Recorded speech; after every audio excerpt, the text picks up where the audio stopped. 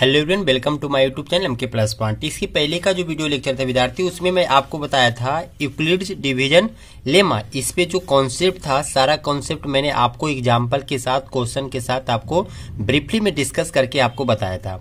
अगर जो अभी तक ये वीडियो आप नहीं देखे हैं तो सबसे पहले क्या है कि आप डिस्क्रिप्शन में जाइए। डिस्क्रिप्शन में इस वीडियो का लिंक आपको दिया हुआ है, वहां पे जाके उस लिंक को एक्सेस करके आप क्या है, सबसे पहले ये वीडियो आप देखिए, तब आपको आज का जो वीडियो लेक्चर है यूक्लिड्स डिवीजन एल्गोरिदम, ये आपको समझ में आ जाएगा। क्योंकि ये जो वीडियो है विद्यार्थी, आपको इसके पहले का जो वीडियो था इस टॉपिक पे, इससे कनेक्टेड है, इससे लिंक है। ये अगर जो आप नहीं पढ़ोगे तो ये आपको समझ में नहीं आएगा। इसलिए आपसे रिक्वेस्ट है, अगर जो अभी तक इसके पहले का जो वीडियो था इस टॉपिक पे वो अभी तक नहीं देखें तो सबसे पहले वो वीडियो आप पहले देख ले, तब क्या है ये वीडियो आप देखना, तब आपको ये क्लियर समझ में आ जाएगा। ठीक है, आज का वीडियो जो लेक्चर रहेगा विद्यार्थी, आपको यूक्लिड्स डिवीजन एल्गोरिदम पे रहेगा। तो देखिए, सबसे पहले यहाँ पे एल्गोरिदम क्या होता है इसके बारे में मैंने यहाँ पे इसको डिफिनीशन दिया है। यहाँ यूक्लिड्स डिवीजन एल्गोरिदम, हिंदी में अगर जो इसको बोलेंगे तो यूक्लिड विभाजन एल्गोरिदम। अब देखिए, इसको जो है एल्गोरिदम को हम क्या किए, यहाँ पे डिफाइन किए कि N algorithm is a series of well defined steps which gives A procedure for solving A type of problems.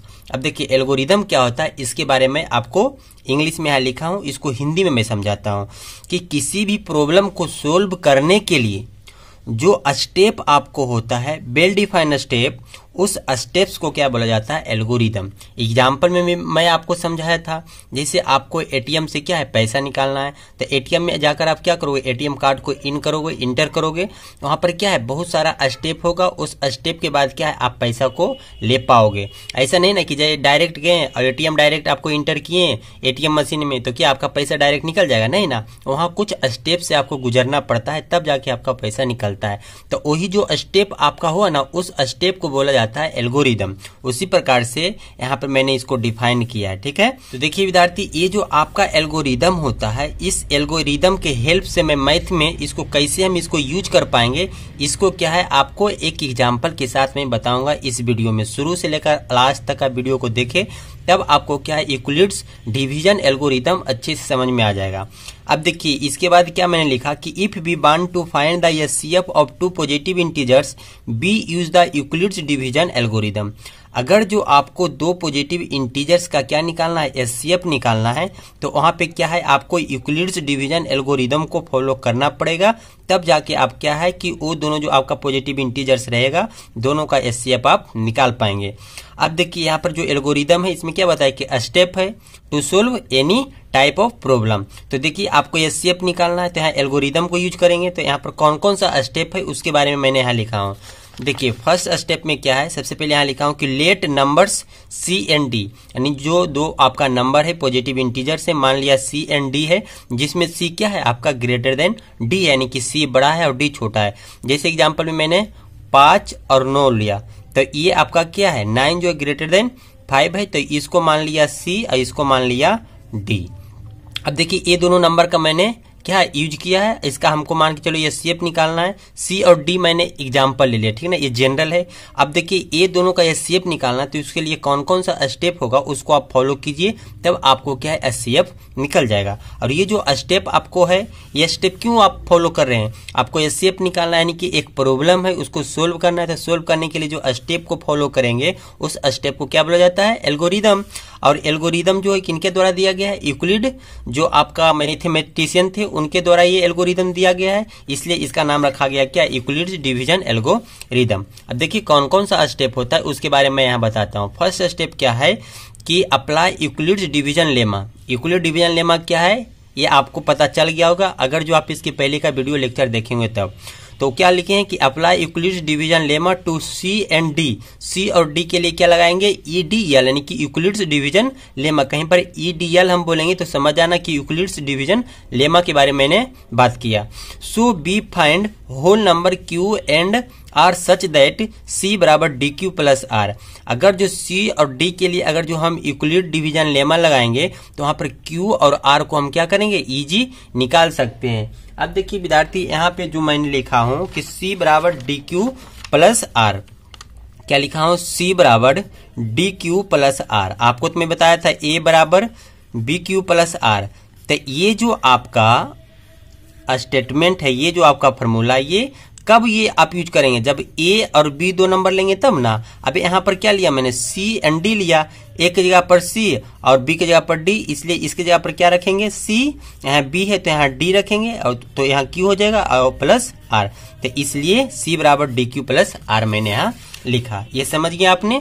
और ये जो आर का वैल्यू होगा क्या होता है, 0 या 0 से बड़ा और बी से छोटा होता है। बी की जगह पर डी लिया मैंने, इसलिए डी से छोटा है लिखा। ये फर्स्ट स्टेप आपको समझ में आ गया होगा। सेकेंड स्टेप क्या है, इफ आर बराबर 0, अगर जो आपको आर बराबर 0 यानी कि रिमाइंडर अगर जो आपका 0 आ जाता है, then D is the HCF of C and D. अगर जो आर बराबर 0 आ जाता है तो डी का जो वैल्यू होगा वही डी क्या होगा, आपका एचसीएफ होगा, किसका, सी एंड डी का। If R not equal to 0, अगर जो आपका आर 0 नहीं होता है तो apply the division lemma to D and R. अगर जो आपका आर यानी रिमाइंडर 0 नहीं बचता है तो फिर आपको क्या है, डिवीजन लेमा लगाना है, किसके लिए, डी और आर के लिए। डी यहाँ पर जो होगा विद्यार्थी आपका डिवाइजर होगा और आर जो होगा आपका रिमाइंडर होगा। ये दोनों के लिए क्या लगाएंगे, ईडी यानी कि यूक्लिड डिवीजन लेमा। अब देखिए थर्ड स्टेप क्या लिखा मैंने, continue the process till the reminder is 0, यानी कि ये प्रोसेस जो है आपको जो ईडीएल लगाना है, कब तक लगाना है, जब तक कि आर बराबर 0 नहीं आ जाता है। रिमाइंडर का जो 0 नहीं आता है तो आप प्रोसेस को कंटिन्यू करते रहिए। The divisor at this stage will be the HCF. तब आपका क्या है, अगर जो रिमाइंडर 0 आ जाता है तो उस स्टेज पर जो आपका डिवाइजर होगा वही डिवाइजर आपका हो जाएगा HCF of both integer number. अब देखिए यहाँ एग्जाम्पल मैंने दिया, इस एग्जाम्पल से आपको क्या है, ये जो स्टेप मैंने लिखा वो आपको समझ में आ जाएगा। देखिए विद्यार्थी क्या है कि find the HCF of 12 and 16 by use of EDA. EDA मतलब समझ जाओगे, यूक्लिड डिवीजन एल्गोरिथम, यानी कि ईडीए के हेल्प से आपको एचसीएफ निकालना है, किसका, 12 एंड 16। अब देखिए विद्यार्थी आपके पास एक प्रॉब्लम है, प्रॉब्लम क्या है, एचसीएफ निकालना, क्या क्या चीज का, 12 और 16 का। तो आप क्या फॉलो करोगे, स्टेप करोगे, तो वही जो स्टेप्स आप फॉलो करोगे उसी स्टेप को यहाँ पर क्या बोला गया है, एल्गोरिथम। और चूंकि ये जो एल्गोरिथम है किनके द्वारा दिया गया था, मैथमेटिशियन यूक्लिड्स साहब के द्वारा, इसलिए इस एल्गोरिथम का नाम रखा गया है यूक्लिड्स डिवीजन एल्गोरिथम। अब देखिए यहाँ सोल्यूशन में मैंने क्या लिखा कि हेयर 12 एंड 16 आपका 2 पॉजिटिव इंटीजर है, 16 जो आपका है ग्रेटर देन 12 है, तो जो आपका छोटा रहेगा उसको इधर रखना है और ये जो आपका बड़ा रहेगा आपको इधर रखना है। अब देखिए इसको सिंपल डिवाइड कीजिए तो 1 टाइम्स लगेगा, ये 4 बचा। अब 4 से क्या है फिर डिवाइड करेंगे, ये जो आपका 12 है इसको यहाँ लाना है, फिर 3 टाइम्स लगाएंगे तो यहाँ पर लास्ट में रिमाइंडर क्या है, 0 बच गया। जब रिमाइंडर आपका 0 बचेगा तो अब आप क्या है, स्टेप को बंद कर देना। अब देखिए विद्यार्थी ये आपका क्या है, आप इसको निकाल लेना, उसके बाद स्टेप आपको लिखने में सिंपल हो जाएगा। ये तो सिंपल है, ये आप आसानी से निकाल लेंगे। अब देखिए फर्स्ट स्टेप जो आपने निकाला, यहाँ से डिवाइड किया 1 टाइम तो आपका रिमाइंडर कितना बचा, आर बराबर यहाँ 4, तो ये आपका 0 नहीं है, इसलिए सेकेंड स्टेप में लगाया। सेकेंड स्टेप में क्या लगाना कि ये आपका रिमाइंडर जो रहेगा ये डिवाइजर आपको यहाँ लाना है, फिर आपको क्या है वहाँ डिवीजन का जो रूल है उसको फॉलो करना है। तो यहाँ 4 से करेंगे तो 3 टाइम्स लगेगा तो आपका 12 आ जाएगा, यहाँ माइनस करेंगे तो रिमाइंडर आपका 0 आ जाएगा। तो अब देखिए आपका जो रिमाइंडर 0 आया, यहाँ पर क्या है, स्टेप को आप 1 करेंगे। अब देखिए फर्स्ट स्टेप आपको ये है, तो फर्स्ट स्टेप में क्या किया कि 16 बराबर 12 इंटू 1, 12 इंटू 1, रिमाइंडर आपका 4 है प्लस 4, तो आर बराबर देखिए 0 है नहीं ना है, तो इसलिए क्या है सेकेंड स्टेप मैंने फॉलो किया। अब सेकेंड स्टेप में क्या किया विद्यार्थी, 12 को लाने के लिए क्या किया, 4 इंटू 3 प्लस रिमाइंडर क्या है 0, वो जो फार्मूला आपको बताया ए बराबर बी क्यू प्लस आर, इसी फार्मूला पे क्या यहाँ पे मैंने ये आपका पुट किया रखा, तब आपका ये आया। अब देखिए यहाँ रिमाइंडर क्या है आपका 0, तो रिमाइंडर 0 आ गया, तो इसलिए क्या स्टेप एंड। अब जो ये देखिए आपका जो 12 है, ये जो 12 आपका ये आया है, 12 आपका क्या हो जाएगा, ये डिवाइजर नहीं, ये आपका ये है, और ये जो 4 आपका है ये आपका हो जाएगा डिवाइजर। इस स्टेप में क्या है, ये जो 4 है आपका डिवाइजर होगा। ये फर्स्ट स्टेप में रिमाइंडर था, लेकिन सेकेंड स्टेप में ये क्या आपका बन जाएगा डिवाइजर। तो यही जो डिवाइजर आपका होगा ना, वो डिवाइजर आपका क्या हो जाएगा, एचसीएफ ऑफ 12 एंड 16। इसलिए लिखा है कि इसलिए एचसीएफ ऑफ 12 एंड 16 बराबर 4। इसको विद्यार्थी शॉर्ट में ऐसे भी लिखना SCF यहाँ ब्रैकेट में 12 और कोमा 16 बराबर क्या है जगह 4। ये आपका हो गया आंसर 4। तो देखा आपने क्या है यहाँ पे स्टेप को फॉलो किया, यही स्टेप को क्या नाम रखा गया है यूक्लिड्स डिवीजन एल्गोरिदम।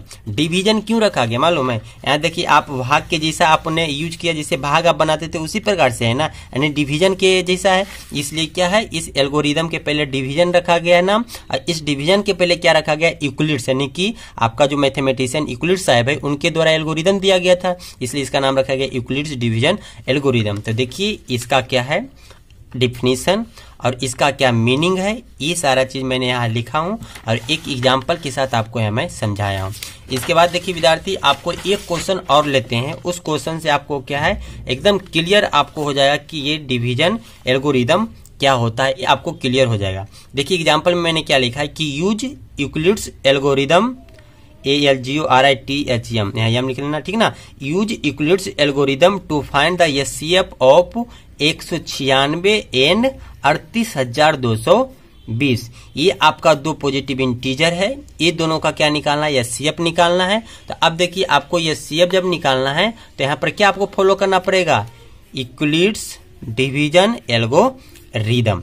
अब देखिए विद्यार्थी आपको यहाँ जो इंटीजर है ये है और एक ये है, ये आपका क्या है बड़ा है, तो वही लिखा हूं कि जो 38,220 है ग्रेटर देन 196। तो जो आपका छोटा रहेगा वो आप यहाँ लिखोगे और जो आपका बड़ा रहेगा वो यहाँ लिखोगे। अब देखिए विद्यार्थी 1 टाइम्स लगेगा, 1 टाइम्स मैंने लगाया, फिर इसको क्या घटाया तो आपको बचा 1862। तब 1862 है तो ये फिर आपको क्या है 9 टाइम्स लगाया तो आपको इतना है, फिर माइनस किया तो ये आपका R बराबर 98 है। अब बताइए विद्यार्थी R बराबर जो है क्या 0 है, नहीं ना।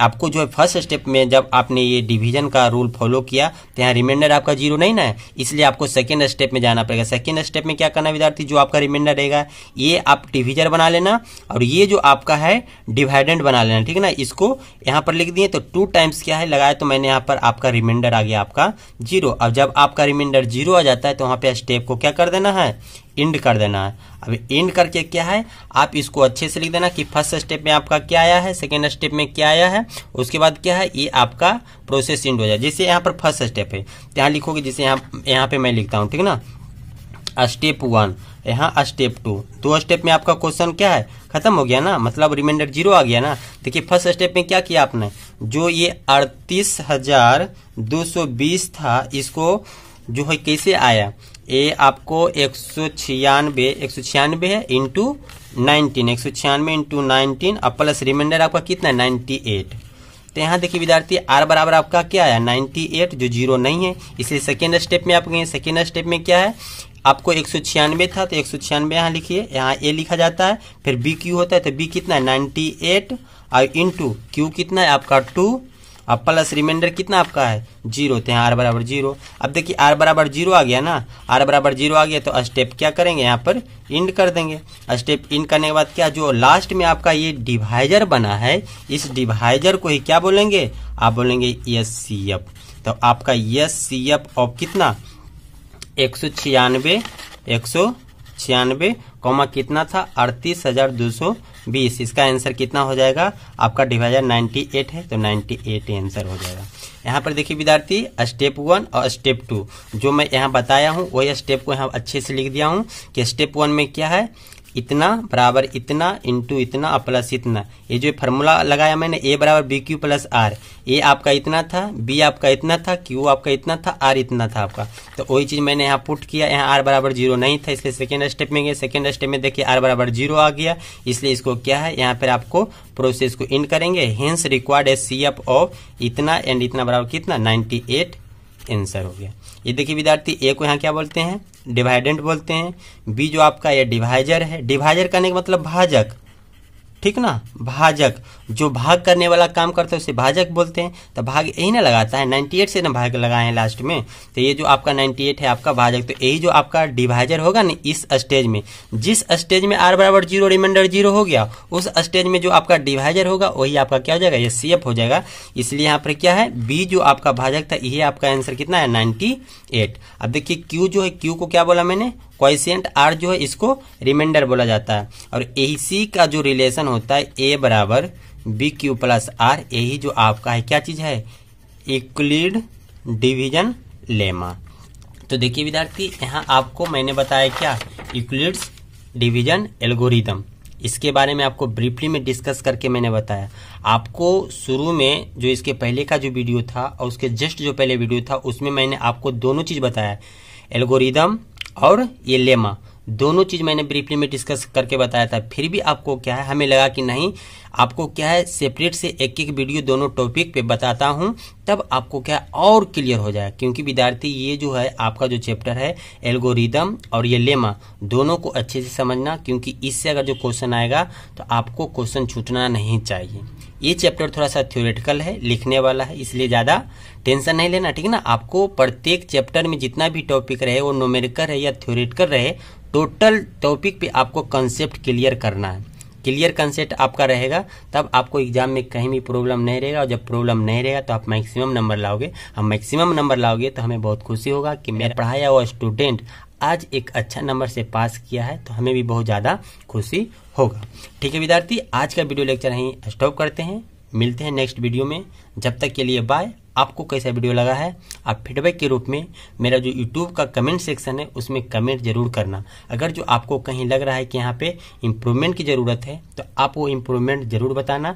मैं उस इम्प्रूवमेंट को नेक्स्ट वीडियो में लाकर आपके साथ क्या है फिर मैं वहाँ पे प्रेजेंट होऊंगा। ठीक है विद्यार्थी, ये वीडियो आपको कैसा लगा आप जरूर कमेंट सेक्शन में कमेंट करना। अगर जो मेरे चैनल पे फर्स्ट बार आए हैं तो मेरे चैनल को सब्सक्राइब करें। ठीक है विद्यार्थी, मिलते हैं नेक्स्ट वीडियो में, जब तक के लिए बाय।